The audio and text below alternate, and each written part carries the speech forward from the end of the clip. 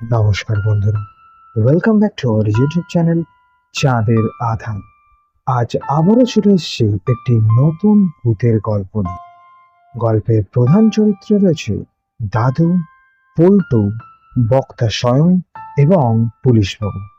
শুরু হচ্ছে আমাদের আজকের নিবেদন, বন্ধুত্ব। বন্ধুত্ব হলো দুটি মানুষের মধ্যে এমন একটি পবিত্র সম্পর্ক যা মানে না কোনো বয়সের বেড়াজাল, যা কেবলই চিরস্থায়ী। জীবনের শেষ দিন পর্যন্ত যার রেশ থেকে যায়, কিংবা হয়তো থেকে যায় মৃত্যুর পরেও। ব্যাপারটা আমারও ঠিক বিশ্বাসযোগ্য হচ্ছিল। আচ্ছা বেশ, তাহলে গোড়া থেকে। কালী পুজোতে সবাই মামার বাড়ি এসেছে। সবাই বলতে আমি, মা, বাবা, মামাতো ভাই বোনেরা সবাই। প্ল্যানিংটা ছিল এই 3 দিন খুব হই হই করে কাটাবো। হলোও তাই। মামার বাড়ি আসতে না আসতেই জমিয়ে খাওয়া দাওয়া শুরু। তারপর সারাদিনের ঘোরাঘুরির পর বাড়ি ফিরলাম আমরা। এবার পুজোয় বসা হবে। আজ অমাবস্যা। শুনেছি ভূত চতুর্দশী, মানে আজকের দিনেই নাকি ভূতেরা সমস্ত জায়গায় ঘোরাফেরা করে। কে জানে সেটা আদৌ সত্যি কি। পুজোর পর তাই ঠিক করা হলো আজ সারা রাত বসে সবাই মিলে গল্প করবে। বাইরে হঠাৎ করেই প্রচন্ড ঝড় বৃষ্টি শুরু হলো। যদিও এতে আমরা কেউই আশ্চর্য হলাম না, কারণ কদিন ধরেই যা গুমোট গরম পড়ছিল, উফ, ভাব ছেড়ে বাঁচা গেল। গল্পটা শুরু হবে দাদু ভাইয়ের হাত ধরে। ভূতের গল্প। আমরা সবাই মিলে দাদু ভাইকে উপকার করলাম। বললাম, আচ্ছা দাদু, তোমার কি কোনো বাস্তবিক অভিজ্ঞতা আছে এই সম্পর্কে? তিনি যেন তেমন অন্যমনস্ক হয়ে পড়লেন। বললেন, যাদের সম্পর্কে কথা বলছো তারা আদৌ বাস্তবিক কি? বাস্তব তাদের স্পর্শ করে না। তারা অন্য জগতে, যেখানে বাস্তব কখনো ভুলেও মা মানায় না। আমরা সবাই তখন চুপ করে গেলাম। দাদু আমাদের মনের কথা ঠিকই পড়ে ফেললেন এবং মৃদু হেসে বললেন, আছে আছে, অনেক গল্পই আছে। অনেক দিন আগের কথা। তার নাম ছিল পল্টু। তার ভালো নাম আমরা কেউই জানি না। গ্রামের লোকেরাও তার ভালো নামটা যে ঠিক কি জানতো না। কাউকে সে কোনোদিন বলেও না। আমার থেকে অনেক ছোট সে। রাস্তার মোড়ে একটা ঘুগনির দোকান ছিল তাদের। প্রায় প্রত্যেক দিনই স্কুল থেকে মাস্টারি করে ফেরার পথে ওর দোকানে ঘুগনি মুড়ি খেতাম। অত্যন্ত অভাবে ওদের দিন চলত।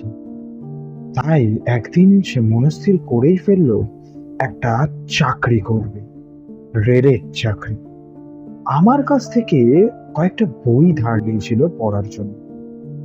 সুখবর আসে 1 বছরের মধ্যেই চাকরিটা ও পেয়ে গেছে। খুবই মেধাবী ছাত্র ছিল কিনা।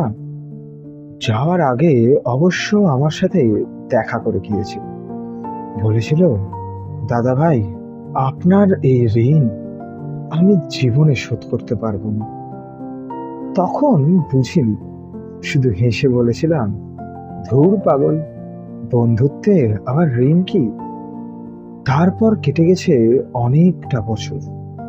আমার এক ছাত্রীর বাড়িতে টিউশনি পড়াতে গেছিলাম। বাইরে ভয়ঙ্কর ঝড় বৃষ্টি আরম্ভ হয়েছে। তাই বেশ কিছুক্ষণ তাদের বাড়িতে দাঁড়িয়ে গেলাম। ওদের বাড়ি থেকে বেরোতে বেরোতেই অনেকটা রাত হয়ে গেল। প্রায় ঘড়িতে তখন 12টা। কারেন্টও নেই। রাস্তাঘাট সম্পূর্ণ অন্ধকার। কোনো ক্রমে একটা একটা পা ফেলে বাড়ির দিকে এগোচ্ছিল। এসেই পড়েছিলাম প্রায় একটা সাঁকোর সামনে। বাঁশের সাঁকো, বেশ অনেক দিনের পুরনো সেটা। ওটা বেরোতেই পিছন থেকে একটা ডাক পড়ল। স্বাভাবিক কণ্ঠেই, দাদা ভাই। চমকে উঠে পিছনে ঘুরলাম। আরে বল্টু যে, কবে ফিরলি? একটা চিঠিও তো লিখিসনি। তো এত রাতে এখানে কি করছিস? ও বলে উঠল, আরে কালই ফিরেছিলাম, তোমার বাড়িতেই যাচ্ছিলাম, চলো দুজন একসাথেই যাই। কথা বলতে বলতে সাঁকোটা পেরোতে লাগলাম। হঠাৎই ও বলে উঠল, দাদা ভাই, ওইখানটা একটু ভাঙা আছে, সাবধানে পা বাড়িয়ে। আমি করলামও তাই, কিন্তু মনের মধ্যে যেন কিরকম একটা সন্দেহ হচ্ছিল। ঠিক কেন সেটাও বুঝতে পারছিলাম না। আমার বাড়ি পৌঁছে দিয়ে পল্টু আমাকে বলল, দাদা ভাই, আমি এলাম। আমাকে কোনো কথা বলার সুযোগ না দিয়েই যেন অন্ধকারে ছায়ামূর্তির মতো মিলিয়ে গেল। আশ্চর্য ছিল, এক্ষুনি আমায় বলল আসবে, আবার চলেও গেল। পর মুহূর্তেই চমকে উঠলাম আমার অস্বস্তির কারণটার কথা ভেবে। আচ্ছা, ও কি করে জানলো সাঁকোটা ভাঙা? পরের দিন সকালে সাঁকোটার কাছে গিয়ে দেখলাম প্রচুর লোক জড়ো হয়ে আছে, পুলিশও আছে। জিজ্ঞেস করতে বলল, এখানে কাল রাতে একজন মারা গেছে, বডি পোস্টমর্টমে গেছে। রিপোর্ট অনুযায়ী কাল রাত 10টা নাগাদ একটি লোক সাঁকো পেরোচ্ছিল। প্রবল ঝড় বৃষ্টির ফলে সাঁকোর এক প্রান্ত ভেঙে যায়।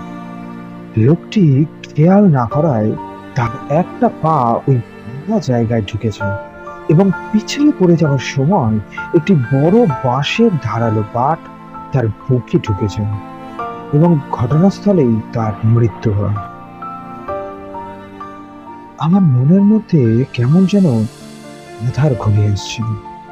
জিজ্ঞেস করলাম, আচ্ছা, নামটা কে, মানে নামটা একটু বলুন না, মানে কি কি নাম? পুলিশ অফিসার তখন বলল, নাম তো জানা যায়নি, তবে পাড়ার লোকেরা পল্টু বলেই ডাকে। দাদু ভাই ও আমরা তখন স্তব্ধ হয়ে বসে রইলাম।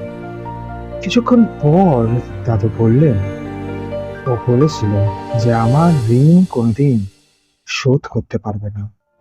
জীবনের বাস্তবতায় ঋণ শোধ করতে না পারলেও মৃত্যুর অবাস্তবতায় আমার জীবন বাঁচিয়ে ঋণ শোধ করে গেল। একথা বলেই দাদু জানলার শার্সির দিকে এক দৃষ্টিতে তাকিয়ে থাকেন। বলেন, দেখ দেখ, পূর্ততলা এখনো জানলার শার্সির কাছে দাঁড়িয়ে রয়েছে। আঁতকে উঠে সবাই পিছনে ফিরে মোমবাতির আলোয় দেখলাম শার্সির কাছ থেকে এক ছায়ামূর্তির অবয়ব সরে গেল।